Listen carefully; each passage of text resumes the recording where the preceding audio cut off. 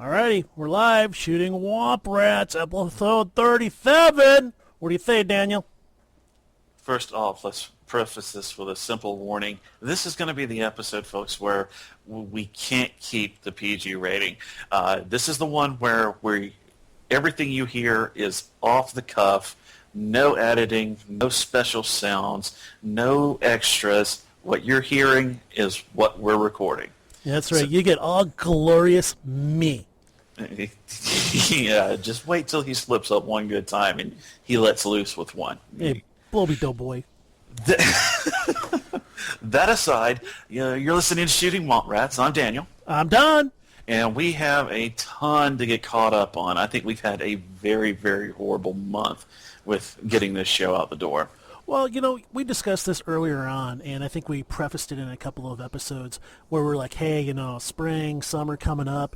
And I thought it was going to be listenership. Boy, my summer took off on me. Let's see. And also, by the way, MS sucks. I have MS.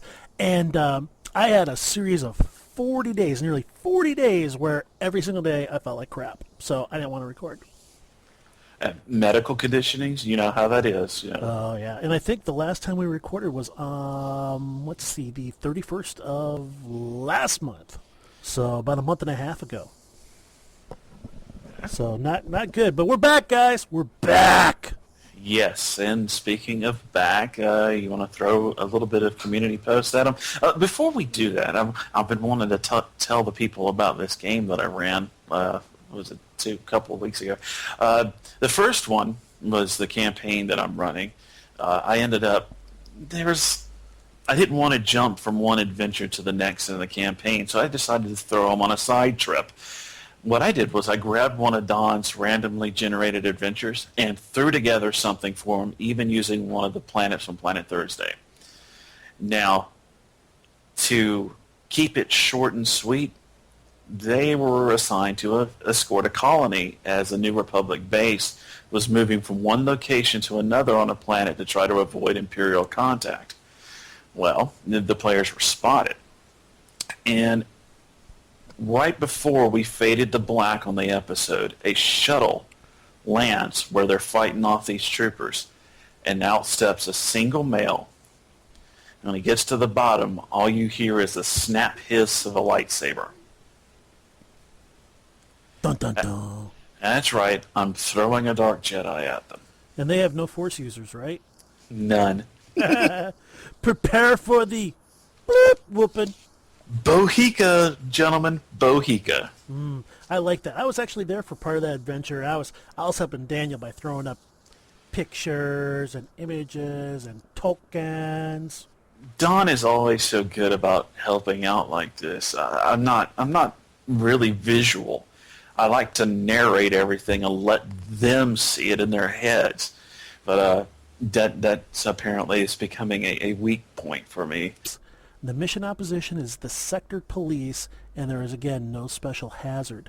And again, this is one of those ones where it actually turned out to be very generic, and you could pretty much place it in any area you wanted. So I like that one as well.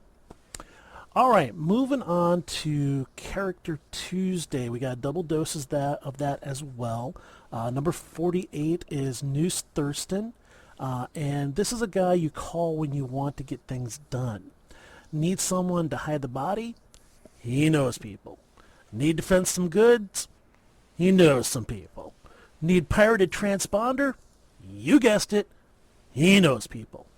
How he knows all these people and why they trust him is a complete and utter mystery. And it has garnered him as many friends as it has enemies.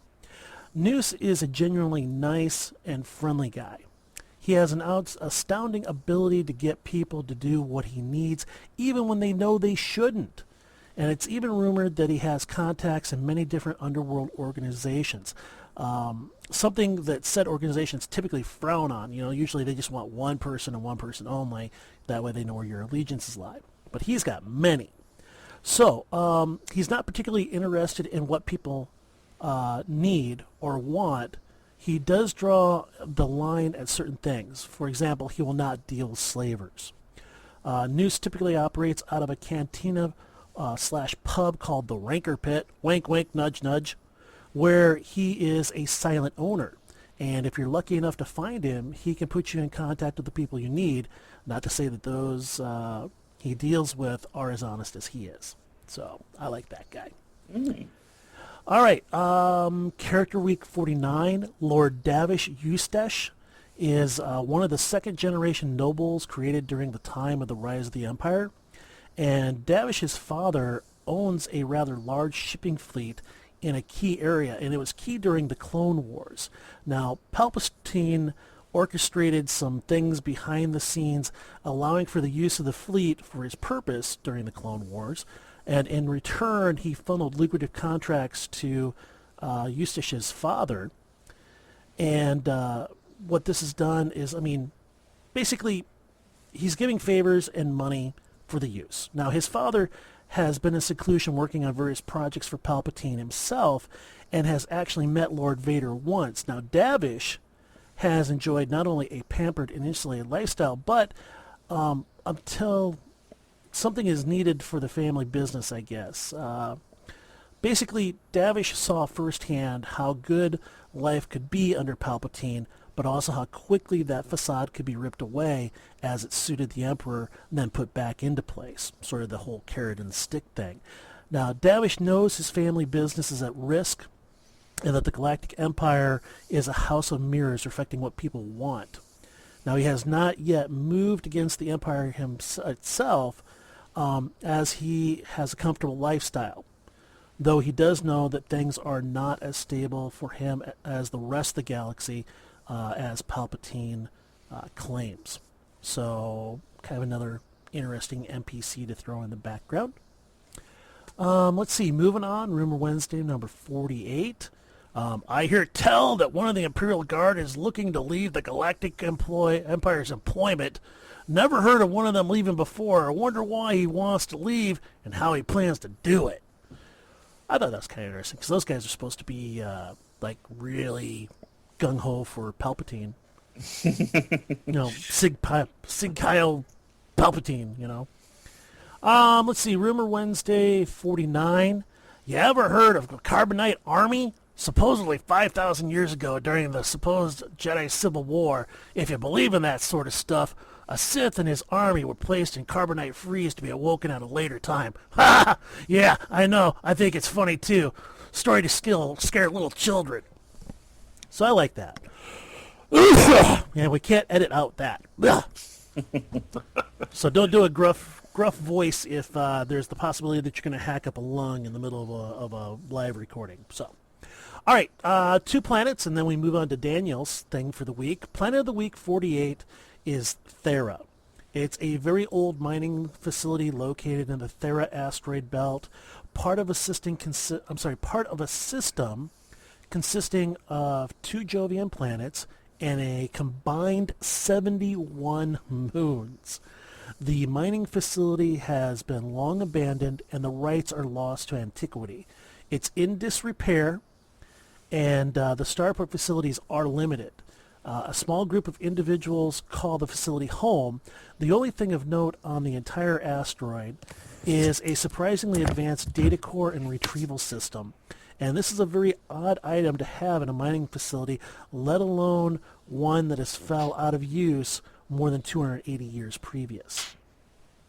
All right, Planet of the Week 49, Credai, which is a recently discovered planet situated in a remarkable system of 9 planets.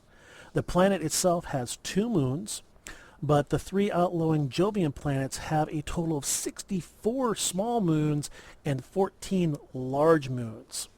The moons of these Jovian planets have a number of erratic lunar orbits that make navigating the system exceedingly hard. Now, Credai is a temperate terrestrial planet with a Type 1 breathable atmosphere and a standard gravity. It's made up of mostly of low-lying wetlands and is the homeland of the Tashlanda, who reach the atomic level but only barely. They number nearly 52 million, broken into no less than 52 competing states, And the Tashlanda have a unified religion that is often confusing to outsiders. Appearing on the surface to embrace all diversity, it has brutal laws for even minor offenses. So, and I'm going to have to go off and get the Tashlanda worked out sometime, I think. You, Daniel? What do you think, buddy? Oh, no. I have to drag it on. He's got to go to the bathroom. All right, so Tashlanda. You know what? That's one thing you never really see a whole lot in Star Wars, is the introduction and use of religion or its impact on a society. And that's pretty much what I was doing with the Tashlanda. I wanted to kind of give or come up with a race, species, or society that basically did that for us. Basically, you know, what aspect would religion play in it, and, you know, what were the ins and outs of it, and what would it look like? So, it sounds to me like Daniel's back. So, Daniel, are you ready?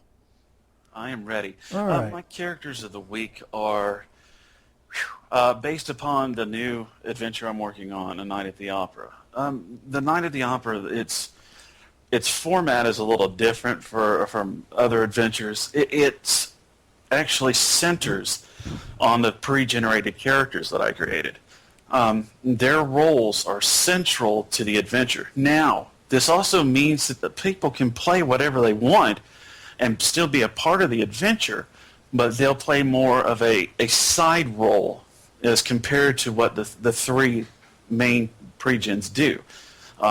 There's an assassin, a thief, and a rebel conspirator. And that's what my characters of the week are based upon.